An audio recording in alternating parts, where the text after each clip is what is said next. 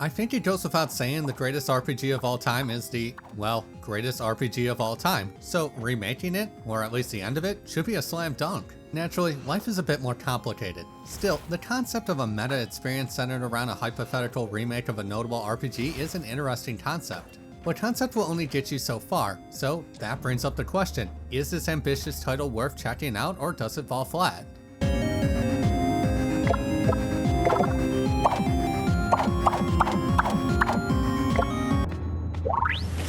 Like I said, the game is trying to offer a unique experience. As a result, there are a number of different narratives at play. These range from a series of seemingly personal anecdotes to commentary on lost innocence. There's also some dialogue that fleshes out the world, though the main focus is on the meta side. You're just going to get more insight into development, issues they face, and questions of purity. It makes for an interesting experience, especially if you grew up on esoteric games that relied on obtuse solutions, something that is ever present in the gameplay sections. So when we both ended up in the same college game design course, we were put on a team together, the same ideas that original game had spawned just kept coming up over and over and over again. And ultimately, we looked to our left, we looked to our right. Simply put, this is not an RPG. It is closer to a walking simulator with puzzles. For example, there are fights that mimic turn-based RPGs, but they are won by knowing how to fight the enemy, and not in the do more damage sense. Instead, every enemy can only be damaged via a specific weakness. Some are simple, like using fire, whereas others require consulting the manual to overcome. This is ultimately the main gameplay loop. Get to a new section, run into an issue, and then utilize the manual to overcome it. It is somewhat reminiscent of Tunic, though I found it kinda cumbersome. Early puzzles are solved by simply recognizing the concept. Say you're fighting the Chrono Beast. It is defeated via axe, gun, sword, jetpack, fire, lightning. Doing these in the specific order does a unique attack that can damage it. Even later enemies like the Preserved Alchemist handle it well. The screen tells you the combos in a simple directional format, with the manual's main function being who attacks what. Where it starts to lose me is how often you'll spend transcribing the manual. Seriously, I uploaded my full run and this was probably 20% of my footage. It can also create massive roadblocks. Simply missing a page or not grasping what it's trying to tell you can result in hours of confusion.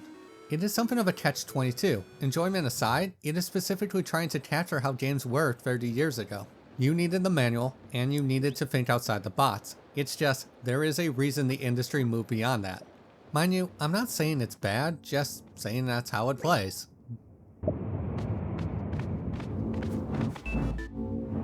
Most excited for was creating the final boss. In addition to combat, there are several secrets to uncover. Most of these follow classic gaming rules. You know, light the torches to reveal something, secret levers, and things of that nature, though a few can only be obtained by reading the manual extensively. While I don't want to reveal too many things, an easy example is Benson's house. It is mentioned on page 6 as part of the elevator puzzle. However, to find the location you need to bring up the in-game terminal and enter the right code. In this case it is BH, something you just need to read between the lines to figure out. There you'll find the lever, plus some unique interactions. These are also largely fun Easter eggs over being pivotal to the plot. At worst, you'll gain a less important manual page, something like the table of contents.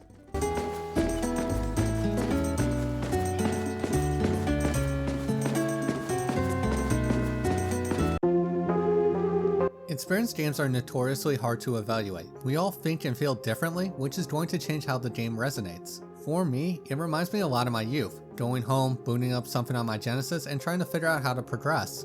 I also found a lot of the puzzles charming, even if I managed to best a few in unintentional ways. Having said that, we live in the age of the internet. The solutions are out there.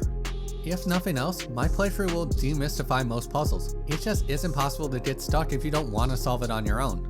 I don't think this takes away from the experience, at least in any meaningful way. Rather, it changes the outcome, to the point where you really need to have that desire to think outside of the box to enjoy this one. Without that, you're basically just watching a video. Hey, thanks for watching. If you found this helpful, don't forget to leave a like, and for more content, please subscribe.